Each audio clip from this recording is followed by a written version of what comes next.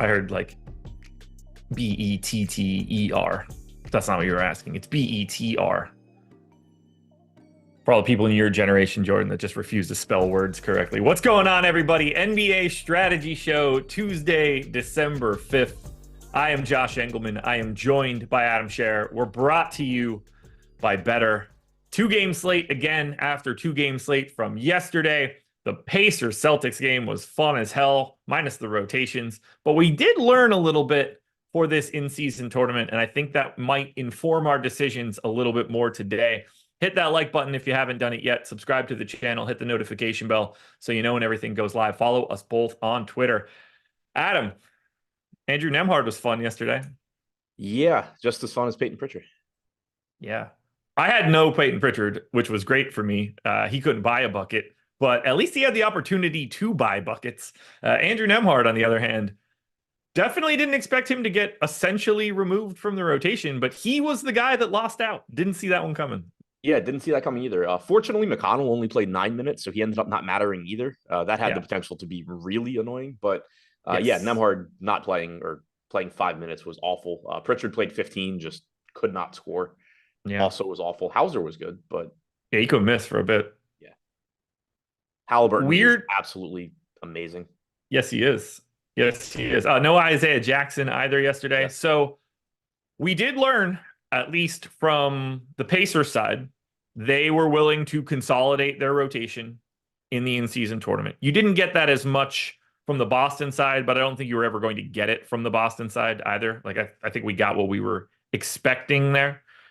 From the Pelican side, they kind of went wide with it, but they did still get to basically 30 minutes out of Trey Murphy. So interesting rotations coming out of yesterday's games.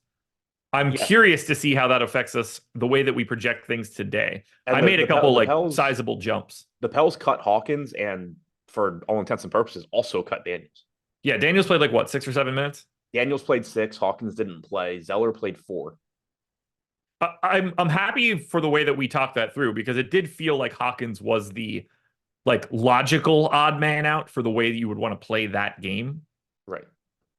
But I can't be patting us on the back too much. No, but I mean, it's so essential. Like, the Pels played 10 guys, but essentially they played 8. Yeah. All right, I've got lineups. The Kings cut theirs too. 32 minutes from Malik Monk. Yeah. Oh, they were very tight with their main 8 dudes. minutes for Ellis, 6 for Vesenkov, 4 for McGee. Yeah. They essentially played 7. Yeah. 7.5. Well, let's remember that as we break this and you mentioned it. down. I think it's important because, like, going into yesterday, you and I had said, there's a chance that we're just getting like actual playoff rotations here. Yeah. But I don't think you could have the confidence seeing it for the first time to actually project that out. 3 of the 4 teams did it. Yeah. And the Celtics just don't have that ability. Well, and also, like, if you're talking about the Kings, the Pels, the Pacers, and the Celtics, like, the Celtics are the one in that group that stand out as, like, yeah, they're probably more focused on just like the season. They don't need 42-minute games out of all of their starters for this one. Right. Like, and I'm not saying it's analogous to the Bucks, but like, if the Bucks just run a normal rotation today, I would be much less surprised than if like the Knicks don't condense their rotation. Not that we got a lot to condense it that much. Yeah, we got a lot to talk about here. Let's just start it off now. Are you ready? Yes. The New York Knicks are 4.5-point dogs in Milwaukee, 226 total. Everybody projected to play for the Knicks today is at least 13% owned on DraftKings. 2 guys are at 50%. That would be Mitchell Robinson and Emmanuel Quickley. Got a couple guys in the 30s, DiVincenzo, Brunson, Hart, Randall, RJ Barrett's at 23. Grimes and Hartenstein are both in the 10 to 15 range. I want to start at the top end. Jalen Brunson, Julius Randle. How do we want to assume their minutes? Because I think 36 is the minimum that you can go to both of those guys. Yeah, I agree. And I think it's very likely they play more. I went 37 to Brunson, 36 to Randall to start. But the moment I started looking through this and yesterday, I knew that I wanted to have these conversations with you on the stream. So Yeah, and I agree. We have Brunson at 37 right now. We have Randall at 35. But so same ballpark that we just said. But it's the same thing where I think projecting 36, 37 makes sense. I wouldn't need like substantial odds to say they play 38, 39. Yeah. I wouldn't be surprised at all. I mean, this is a Knicks team where they run their guys into the ground all season long anyway. It's going to be fun. How do you feel Brunson and Randall look here? 30% ownership coming into Jalen Brunson, point guard only. 36 to Julius Randle, power forward center. I think they both look good. One thing that you can, one consequence too of these teams actually running playoff rotations is those value plays get even worse. Like on a 2-game slate, you're generally going to have not very good value plays anyway in terms of cheap guys. But with teams condensing their rotations, those get even worse. Like going into yesterday, nobody was excited to play like Peyton Pritchard for 22 minutes. 15 is even worse, obviously. Yeah. You saw guys just not play as many minutes as usual. So that makes going balanced a little bit more appealing and, getting to maybe a little bit more Randall and Brunson than you normally would compared to those guys at the top. I'm under on both of them right now, and we'll get into some of the reasons why. Who is your most exposed Nick right now? I have a guess of who that is. It's still running. Okay. So I don't know. I'll know in like 30 seconds. Well, then I will skip that. Would your assumption be that we are getting just the 9 guys that we normally get? I don't expect the Knicks to cut someone to 8 for this. Because I don't know who it would be. Right. So that's kind of, I had said it a minute ago, like the Knicks are the team where like you think about Thibodeau, you think about the Knicks. It wouldn't be surprising if they condense the rotation, but like their rotation's already condensed. Who are they? I don't think they're going to just like DNP DiVincenzo. So he closed their most recent game. Right. Yeah, I don't think they're cutting anybody. So I assume they've played the same 9. Yeah. I think you probably get a similar rotation to last game where, Grimes plays 3 quarters, one of DiVincenzo or Quickly is closing, or Hart, or both. I mean, yeah, that's where it's a problem. Randall, center, Brunson are closing. Right. Full stop. They just don't ever seem to want to go to Randall at the 5 type games. And there's no chance you're doing that against Milwaukee. Which leaves DiVincenzo, Quickly, Hart, and Grimes. Barrett. Probably not Grimes. And Barrett to finish out those final 2 spots. Like, this is really hard to project and also very important, but I don't think there's a lot to read into here to be confident in the final 2 guys in the closing lineup. Agreed. I think it's just sort of going to be how the game's going and who's playing well.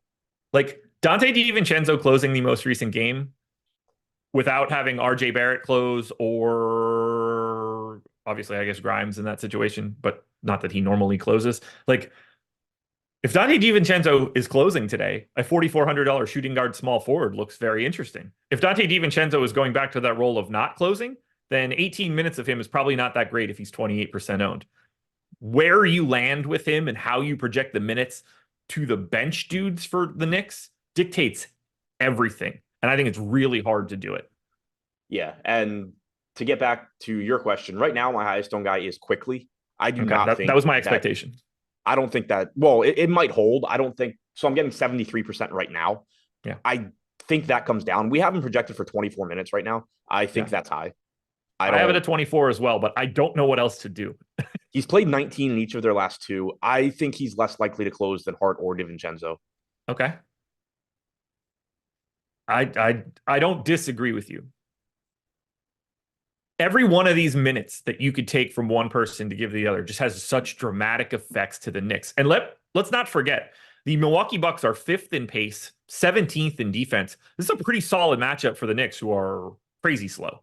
Yeah, and the price for Quickly is fine. It's not that I think he's a bad player or anything. I mean, he's projected for 55% ownership, 51% chance of being optimal. He does look pretty good, but I just think I'm going to end up being more comfortable at like 22 minutes or something, which is going to probably put me more in line with the field. So might make him still my highest owned Nick, but probably not 73%. I'm also getting 69% Mitchell Robinson. Yeah, 5,500. He's the highest owned guy in terms of ownership on the Knicks. 49% chance of being optimal. He's one that I just feel a little bit more comfortable with. We have him at 30.5 minutes. I think that's a very reasonable projection here. My assumption is that Robinson ends up being my highest owned guy from New York.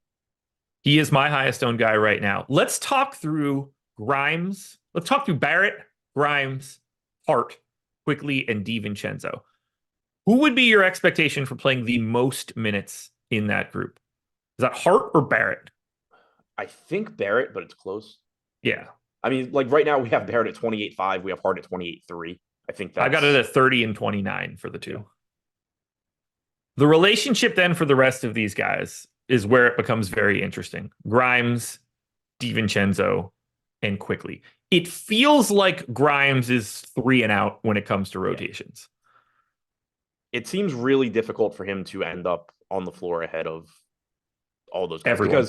Because they have different skill sets. So it's not like DiVincenzo, Hart, Barrett, they're different enough where it's not like, oh, well, they're all offensively focused players, and if the Knicks are playing from ahead, they're probably going to close with Grimes. Like, they're probably going to go to Hart. Yeah. Then how do we project Dante DiVincenzo's minutes? Because I think that's the hardest one to get to. Yeah, I agree. We have 18.5 right now. If you go back and look at recent games, 14 minutes on the 26th, 19 minutes, including like a minute or two of garbage time on the 28th, 22.5 on the 30th, 22 on the 1st. Yeah. I personally, so like I said, we have 24. By the way, he closed both of those 22-minute games. Yep. He closed and played the final 13 minutes against the Pistons, and then whoever the hell it was on the first, he also closed that game. Right. Yeah, so like I said, we have 24.5 minutes to Quickly. We have 18.5 to DiVincenzo. I think I personally prefer something like 20 DiVincenzo, 22.5 Quickly. I think I agree with you. And I'm making those changes now, not knowing where we go. I'm actually, the piece that's making me most nervous might actually be Mitchell Robinson. Why is that? I don't know. I just feel like we might see every bit of Hartenstein eating fouls today against Giannis. As weird as that sounds. I don't think they're gonna take Robinson out just so Hartenstein can foul Giannis. Same. I meant that more in like a feel situation, not like I don't know how to project Isaiah Hartenstein situation. I have this feeling that we're going to just see like Isaiah Hartenstein give up all 6 of it's just going to be a foul trouble bonanza in Milwaukee tonight. Yeah, but what's that just a feel? Robinson? I don't do anything with feel. So what's that have to do with Mitchell Robinson? Well, I think that he is also going to be in that foul trouble bonanza, and they're just going to be like a revolving door, which honestly feels like the way that they should be playing centers, like 4-minute stints, so those guys can go hard and then just hot swap another dude in. They're pretty similar to each other. I hate this. I hate this so much. This Knicks team is really hard. Who are you not getting to? Relative to the field? Yeah. I'm kind of getting everybody. I have all 9 Knicks right now. My lowest owned guy is Hartenstein at 9%. I have 9% DiVincenzo. Again, he's probably going to come up a little bit because I'm going to project him a little bit higher. He I guess, would be the one that I'm taking the biggest stand against the field right now. We have him projected for 29% ownership. I have 9. But again, giving him an extra minute and a half, 2 minutes is going to probably get me at least a little bit more. Is there anything we're missing here? We didn't really say anything about RJ Barrett. I think he's just sort of like a completely reasonable guy to roster today. Yeah, I think he's perfectly fine. I have 15% right now. Fields at 25. So I guess, I'm a little bit under there. I'm mostly under on this team right now, with the exception of Quickly and Robinson. 26% Brunson, 20% Randall, 25% Hart. Those are all a bit under the field. Yeah. 17% Grimes, who's 13. That's better than my 53. You got 53% Grimes? Yeah. Have fun. I think that is just simply a function of we're projecting giant ownership to Marshawn Beauchamp, 33%. Watanabe's got 11. Jared Vanderbilt's at 21. I think I'm just looking at that 33% Marshawn Beauchamp ownership and being like, well, I guess I could just flip flop him and Quentin Grimes and like call that a day. Should those guys be all that different? I don't think so. So I think that's what's happening right now. If Beauchamp is going to be twice as owned as Quentin Grimes, I think I'm just going to get the Quentin Grimes version of two shitty dudes. And to John P's point in chat, he said that DiVincenzo closed last game because he couldn't miss from three. That's sort of the issue here with the Knicks is if DiVincenzo is playing well in the fourth quarter, he's going to get the closing minutes. If he's not, he's not. If Quickly's playing well, he can get the closing minutes. If he's not, he's not. That's sort of the issue here is that the final two spots outside of Brunson, Robinson, or Brunson, one of the centers, probably Robinson, and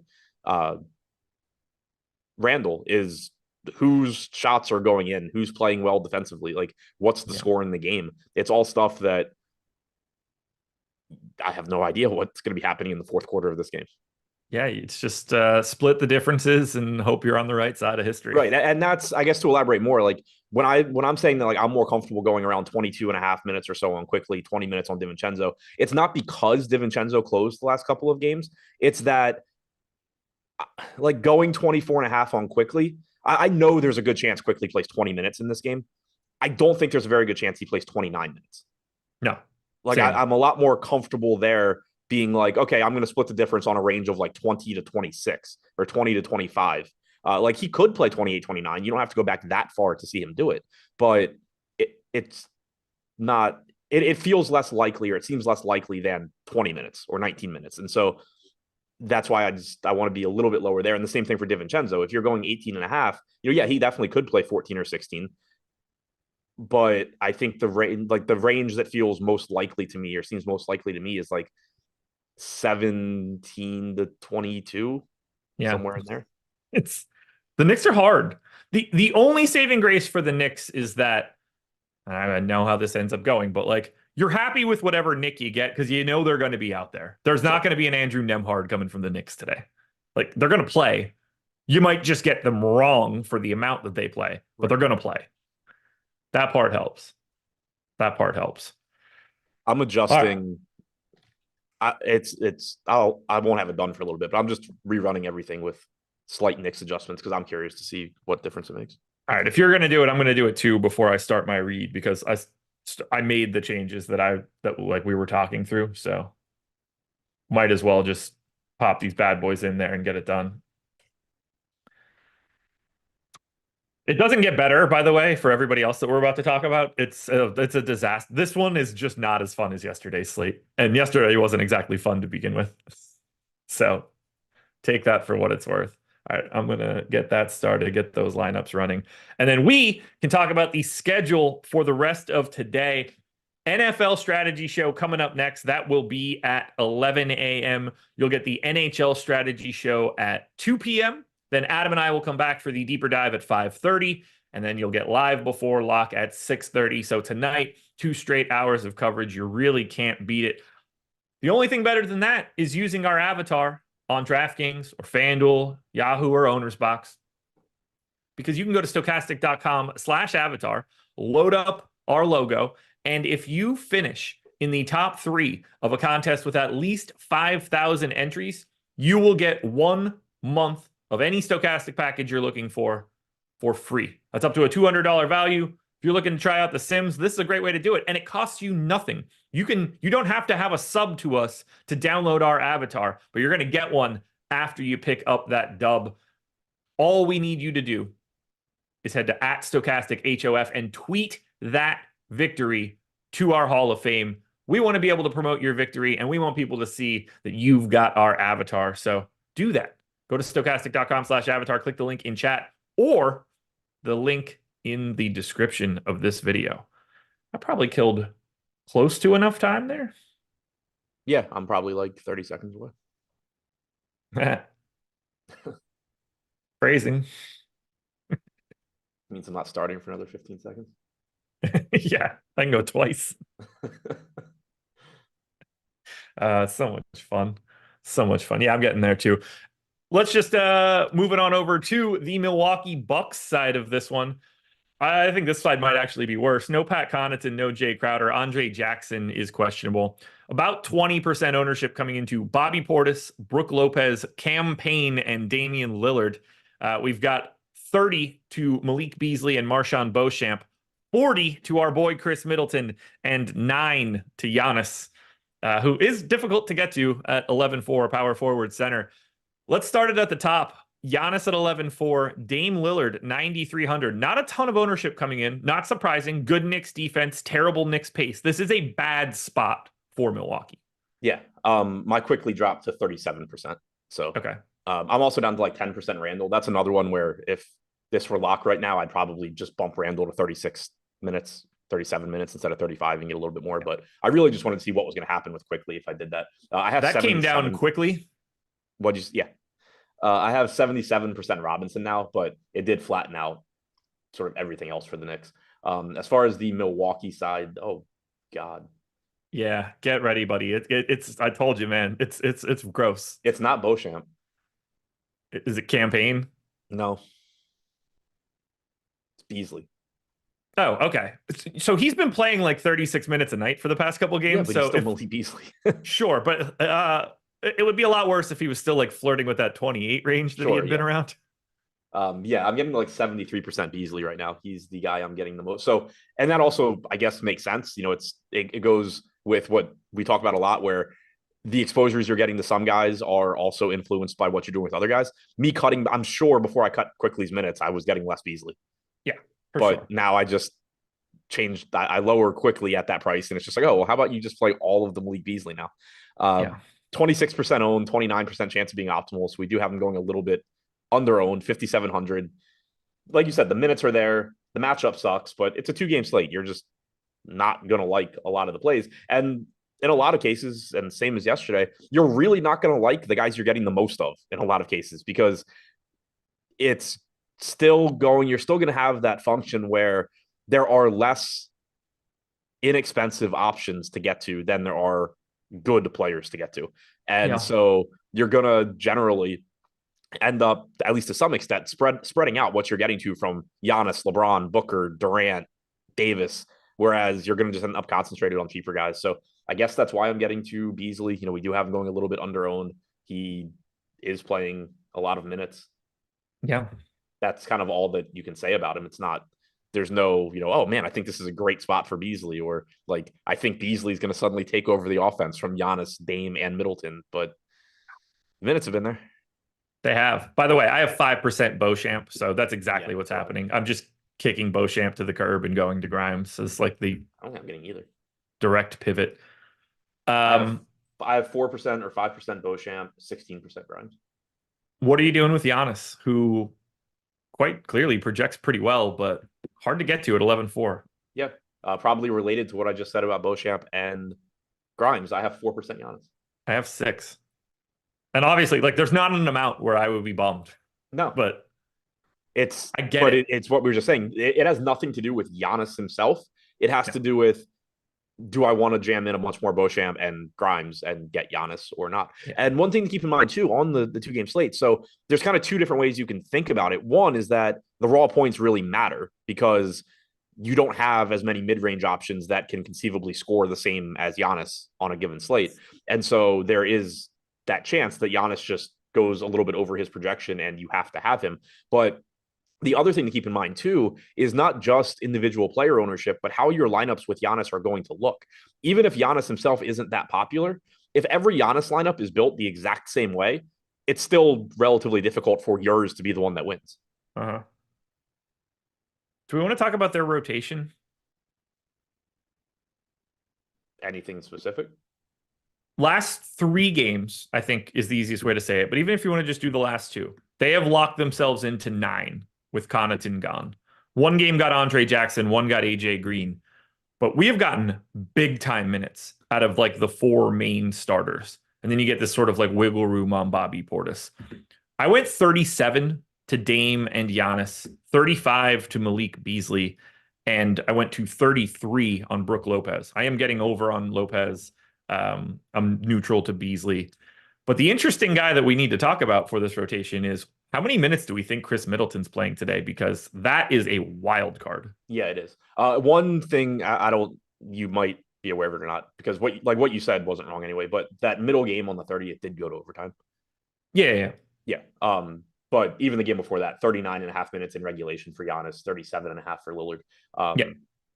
In regulation in that overtime game, it was like 35 minutes or 34 minutes for Giannis, 36 for Beasley, 37.5 for Dame.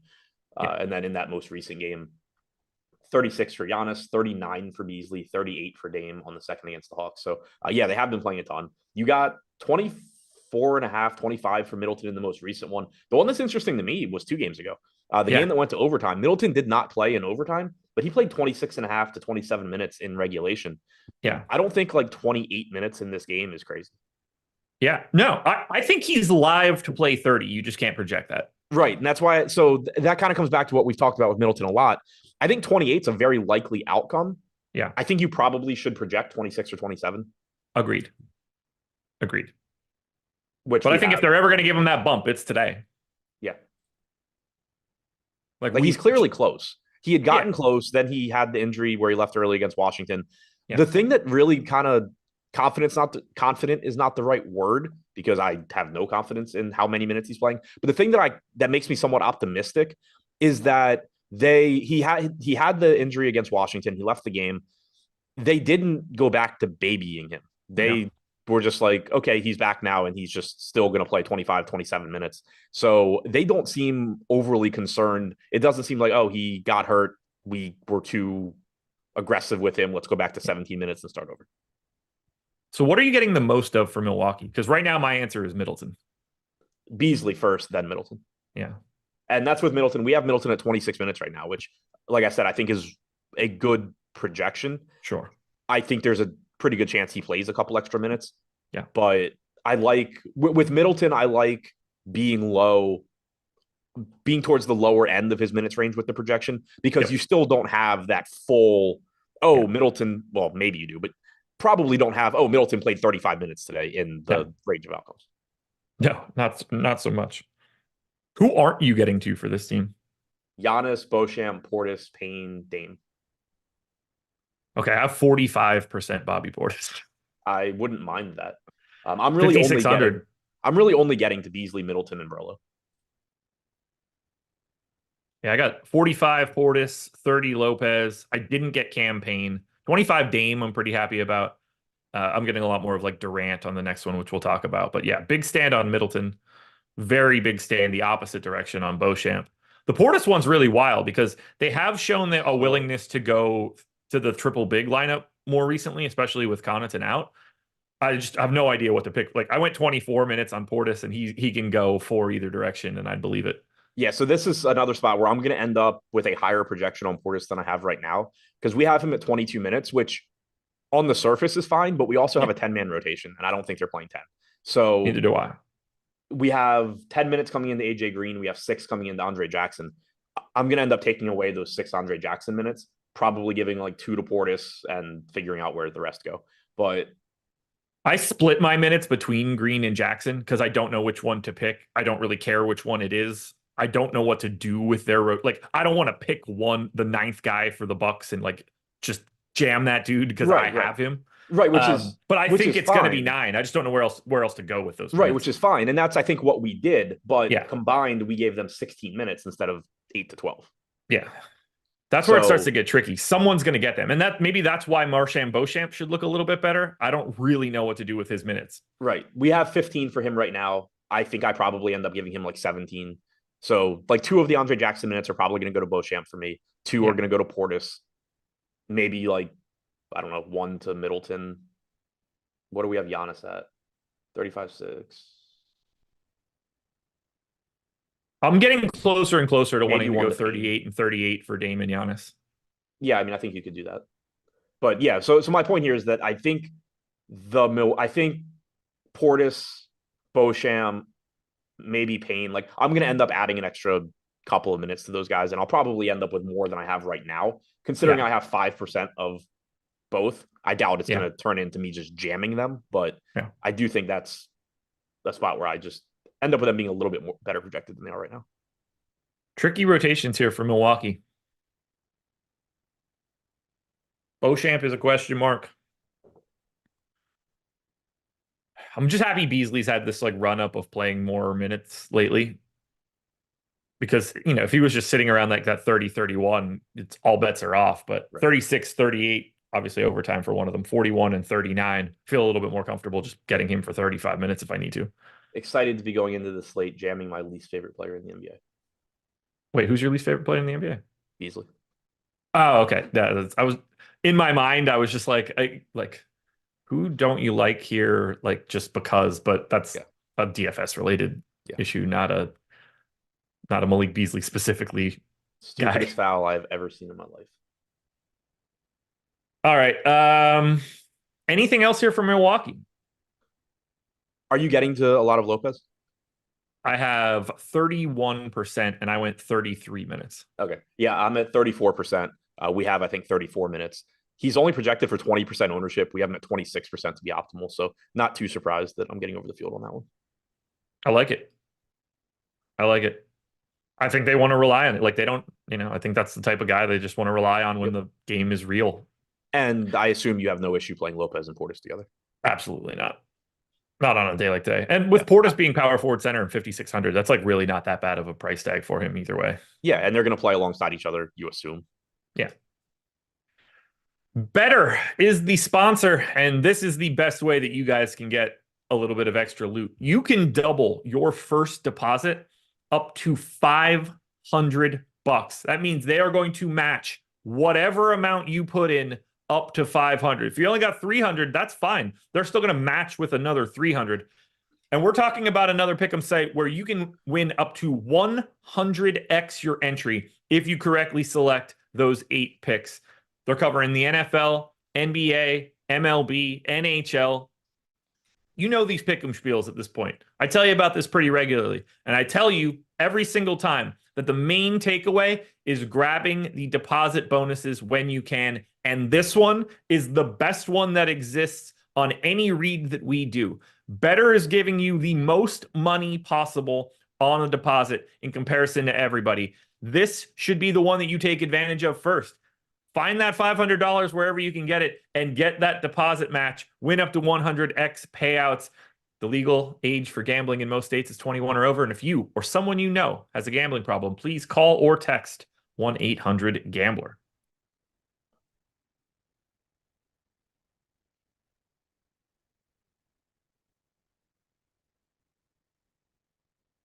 Are you muted or not talking? Or I was responding to the stupidity of the claw in chat. So Phoenix Suns, 1.5 point dogs in Los Angeles, 227 total.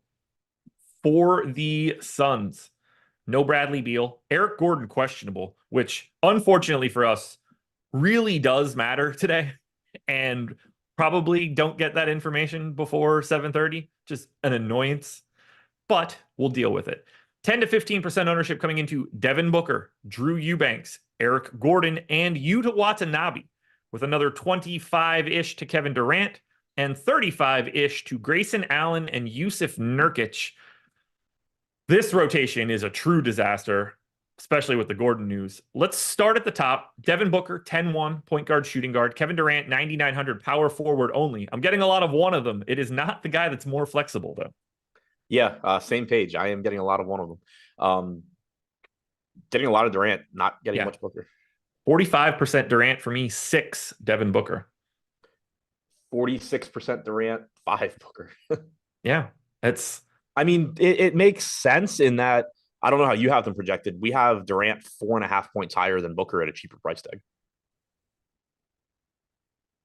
I have Booker 49.7 fantasy points. I have Durant 51.7. So yeah, it's gonna be a little tough. And we have them both going on their own. 31% optimal percentage for Durant at 26% owned, 15-8 for Booker. So Booker going more on their own, but also just not projecting as well as Durant at a more expensive price tag is going to make it tough to get much. Power forward loaded at the top, by the way. Giannis, AD, Durant, LeBron. I'm going to say Julius Randle because he's 8,700, but obviously one of those things is not like the other. Yeah, you can play them all at other positions, though, other than Durant. Yeah. Which is wild. How does Kevin Durant not have multi-position eligibility? It's so dumb. So dumb. So I like Durant, like the epitome of somebody that can just be any position. Yeah. He just fits in every team, everywhere, no matter what. I wish I were getting to a little bit more Booker. I think he looks really good here. I went 37 minutes to Durant, 36 to Booker. I think anything in and around there is fine, but I also think that Kevin Durant is very live for 40, considering he's playing 37 minutes a night just by default.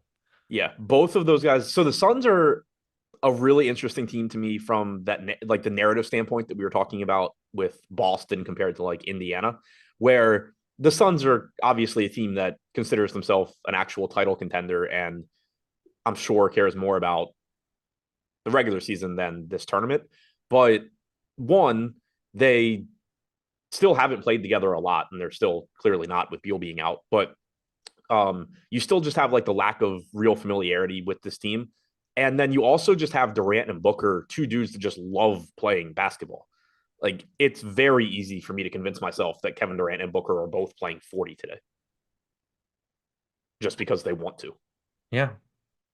40-minute Devin Booker will probably get him into my lineups. Yeah. Yeah, I think 36 could, like, this is just going to be one that I'm going to have to play with throughout the day because 36 minutes does feel mildly light for Booker. That said, you know, he has missed a chunk of time this season. Yeah. That I'm probably going to go. They have aspirations of going all the way. I'm probably going to go a minute or two higher just for the same reasons that I was saying on other guys.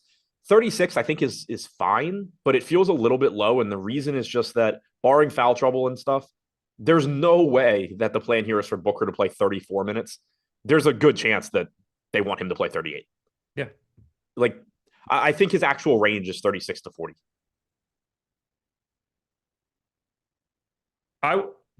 I'm probably going to end up bumping Durant to 38. I might go both 38 or maybe like 37 Booker, 38 Durant. Yeah. $14.99 a week is a definite way to not have money. I wouldn't even know if I lost $14.99 a week. Right. I pay for that for Paramount Plus, I think, just to watch Liverpool play 3 matches a year. I lived in St. Louis 7 years ago, so I've been paying $30 a month in gym memberships in St. Louis for 7 years without living there. By the way, guys, everyone should buy the lineup generator. It's like Sims Lite.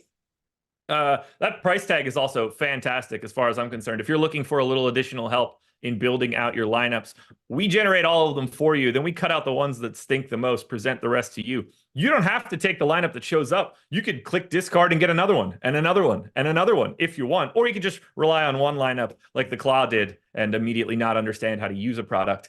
Lock players, swap players, generate chalky, contrarian, or balance builds. All of those things can be done via the lineup generator, but apparently that tool was too difficult for one particular chatter. So I can understand how that could happen. Stick to shoots and ladders. What else should we do here with Phoenix? We've got 38% ownership coming into Yusuf Nurkic. It's a big chunk of time, but his minutes are up. Yeah, he's the guy that I'm getting to the most actually from Phoenix right now, getting 52%. Playing time's been good. Price tag's still good at 6,900. 42% ownership, 35% chance of being optimal. So going a little bit over owned, but nothing too crazy there. It's just a really useful price tag for a good point per minute guy. Most recent game played 26.5, but that was a game where he, I believe, fouled out. Yeah. Fouled out with 5.5 minutes to go. So can't put too much stock in that one. Played 33 in the previous game against Denver. So yeah, happy to get to Jokic or Nurkic. Close. Would prefer if it was Jokic. Yeah. Okay. I always forget that they were teammates too. They were playing these idiots alongside of each other at one point. It's horrific coaching.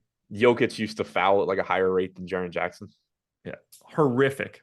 That was always like watching Jokic back in his early Denver days from a fantasy standpoint. It was like the most tilting thing because he'd be cheap and a monster from a fantasy standpoint. You would play him. He would pick up a foul. He would come into the game. He'd foul somebody on a drive. Or, yeah, he'd foul somebody. Then he'd go to the other end and get fouled. They wouldn't call it. And he would just wrap up the guy on the inbound for his second foul and go back to the bench. Like, if I want to go argue with the ref, so I'm going to just take a foul here.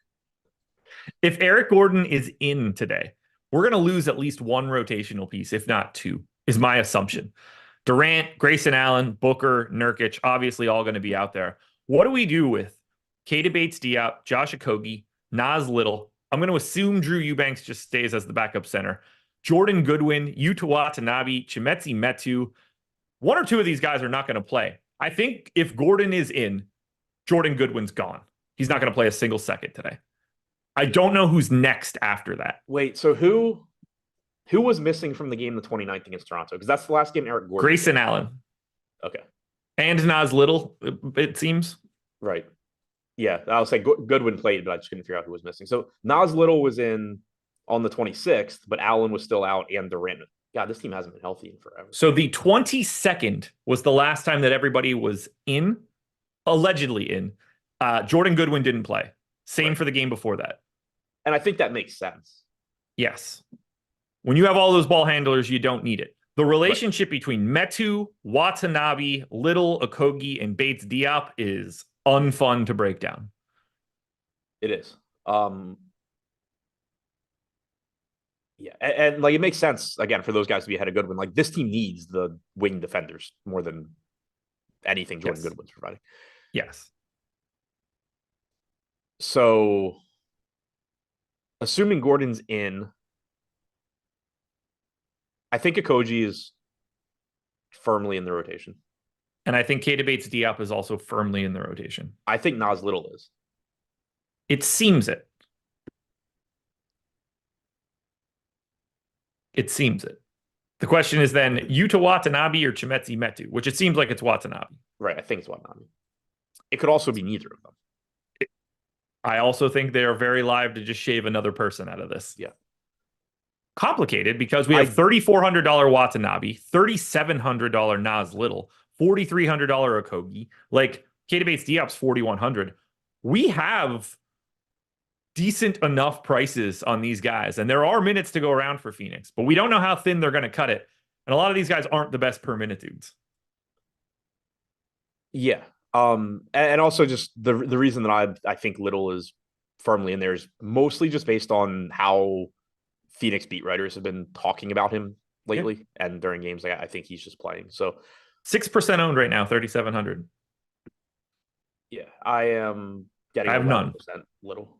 I have no Watanabe, no Little, no Keita Bates Diop, no Josh Okogie. I don't have any of these dudes. Little's the only one I have. I have 11%. I don't have the rest of them. It's just tricky because to comfortably, like, it's easy to project Durant's minutes, Nurkic, Allen, Gordon, Booker, if they're all in. And then there's just not a lot left after that. You're giving 14, 15 minutes to everybody. So they all look like shit. But in all actuality, it's like, well, one of them might play 20 and the other might play 10, and that's the spot you need to be. But on the surface, all of their median projections look awful. You got that? Good. Yeah. I don't know if it was the same thing that you're talking about. What happens if Eric Gordon is out? Are we just maintaining Jordan Goodwin for like 18 minutes and then redistributing the other 14 minutes that would have gone to Gordon, like 2 apiece to all of those other guys? Like, I don't know if Eric Gordon being out unlocks one individual. I think it just makes their bench more complicated. Agreed. Like it makes it so I think you can be more confident that those guys are playing. I don't know how much it helps from a DFS standpoint. Yeah. It's tricky. It's really tricky. Phoenix is weird. Are you getting Gordon and Allen? Yes. 39% Allen, 25% Gordon. Yeah, I got 21 Gordon, 5 Allen right now. We'll see what that ends up looking like later. Shooting guard, small forward on Allen, 5,400, 35% owned. I'm right around the field there. Gordon's the interesting one to me. I don't love the $5,900 price tag, but he is projected to go a little bit under owned, 16% optimal, 10% ownership. Yeah, like watch that one. Kicks good. He said, I like Okogie playing well today, or playing well lately. Josh Okogie got more minutes in the most recent game because there was no Eric Gordon. He got more minutes in the second most recent game because there was no Devin Booker. He got more minutes in the most recent game because it was Grayson Allen was out. Then there wasn't Durant and Allen, and then it wasn't Durant. When you go back to the time when they had everybody here, 3 straight games of 13, 14, and 13 minutes. I think there's no confidence right now to anybody that you want to take from the bench of Phoenix. Do you have anything else you want to add for the Suns? No. Yeah, same. Oh, tough one. And then we go to the Lakers side. This one's even more difficult. AD probable. Rui probable. LeBron James questionable. Jared Vanderbilt probable. Someone is leaving this Lakers rotation today, and I don't have a damn clue who that's going to be. AD's 30% owned. LeBron's 30% owned. Prince is 25. Vandy's 21. Russell is 40. 10 to 15 on Reeves, Reddish, Wood. Christian Wood's 3,900, and I think he is ultra live to not play today. That's interesting. Someone has to sit for the Lakers today. And I think it might even be two someones. And I don't know where that goes. Yeah, I mean, Wood didn't play the second half last game. Vanderbilt being back obviously impacts him. Yeah. And I think Vanderbilt is in this rotation. I don't think Vanderbilt's going anywhere. Agreed. Christie played 29 minutes. Kind of fits a different role. Feels like at the very least he's playing. I gave him 14. I don't know where, like, Jackson Hayes is clearly gone. I don't know Christian what they Wood, do. it's kind of on this team. What is the point of Christian Wood? No idea. Because LeBron's playing with the second unit, so it's not to be the bench scorer. I don't get it. I don't know what to do here. It's a weird Lakers team today. Like, talking about LeBron and AD, I've got a bunch of LeBron. I don't have too much AD. Like, those guys aren't the guys we need to talk about. Figuring out this Lakers rotation is the key piece. So here's what I did. I have 30 minutes to Taurean Prince. Could very easily go down to accommodate the rest of these dudes. I went 16 to Rui because I just ran out of minutes. 14 to Christie, 14 to Vanderbilt. I have 12 in for Christian Wood right now. I think somebody needs to go away, but I was just like, I need to have this conversation first. Yeah, so that's we have it projected the same way. I just have a hard time thinking they're running 10, but so do I. Maybe they will. I mean, by all accounts, they ran 9 in the most recent game. Like, you got Wood and Vanderbilt out there, but you didn't really. Right. It's just a matter of, so like Christie's 29 minutes. Do those end up just basically getting split between him and Rui? They play 10 guys. Everybody is happy because they got to step on the floor. Or do those minutes just go more aggressively to like Rui? It's like, we got to remember, Max Christie wasn't playing and Rui was playing 24 minutes a night. Does that just happen again? Like this could just be like the, let's say, so Christie's 29 minutes, Christian Wood's 11.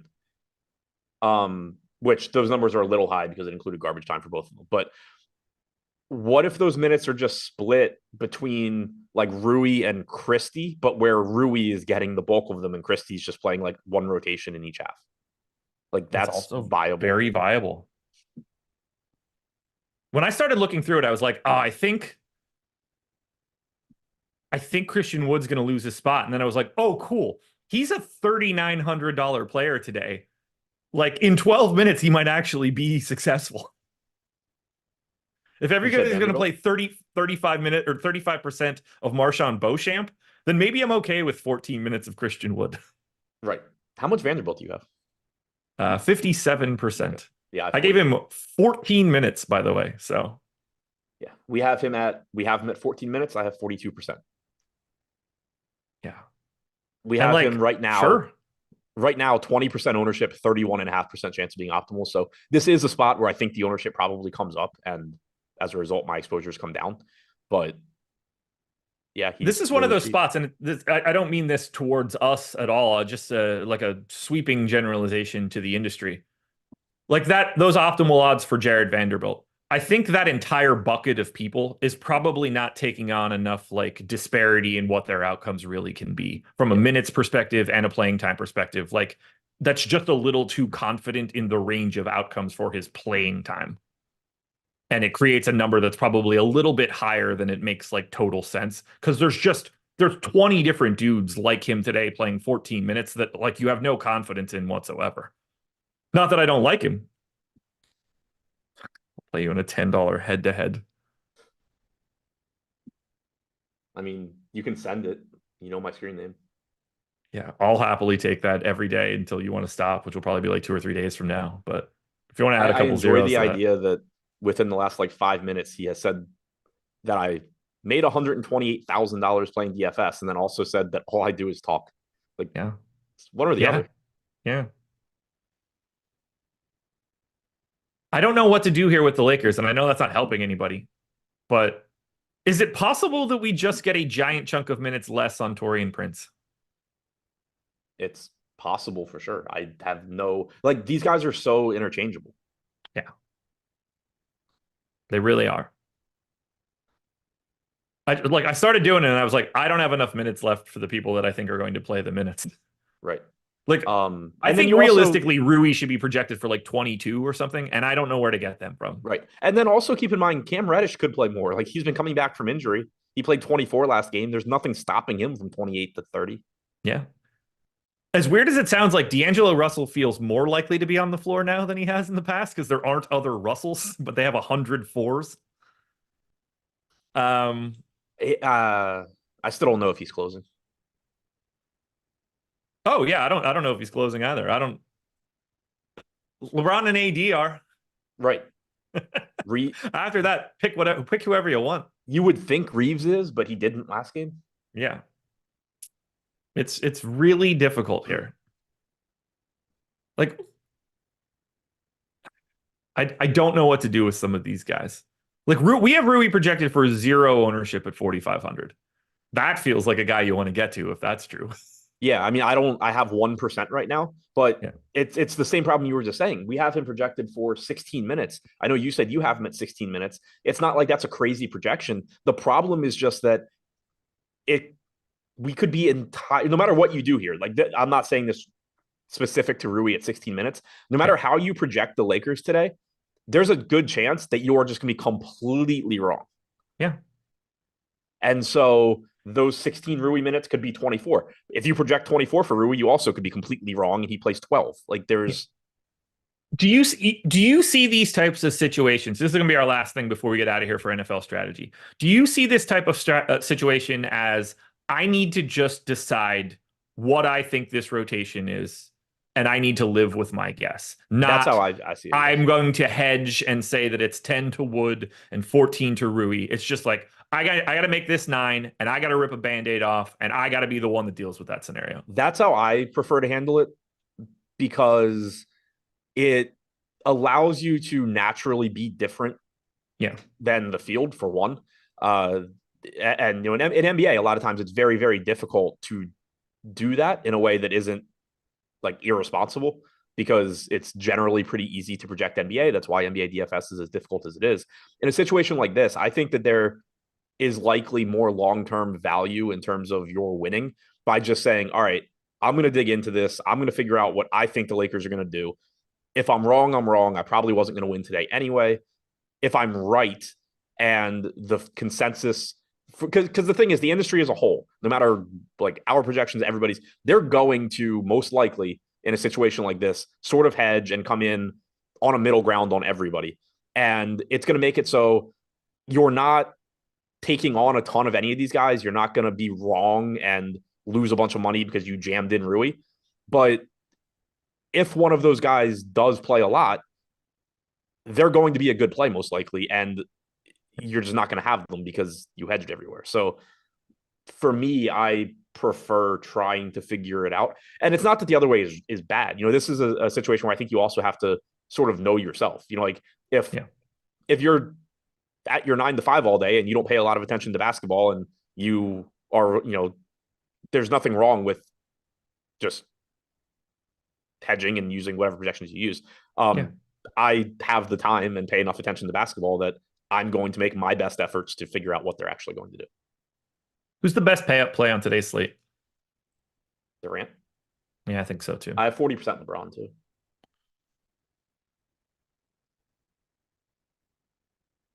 So do I have 51 LeBron, 45 Durant. And I think that's just a testament to the way that the value is. It's really hard to get above that 10K mark as much as the field. It's really hard to get to someone like Giannis. And if you can get a bunch more of Durant and LeBron at sub 10K price tag, I think that's just what's happening here. Hell of a slate. We need a little bit more information. Hopefully we get that throughout the day, but Adam and I will be back for another hour to dig into some of this again. You've got Lineup generator videos coming out a little bit later. I bet the Claw is going to watch those bad boys. Yeah, those will be out around like 2:30ish. Or that. They're just going to talk you off the Laker that will be in the top lineup. Then show some backbone and play the things that you want to play. I don't give a shit what ends up in your lineup. Good luck, everybody. Thanks to Better NFL Strategy Show coming up next.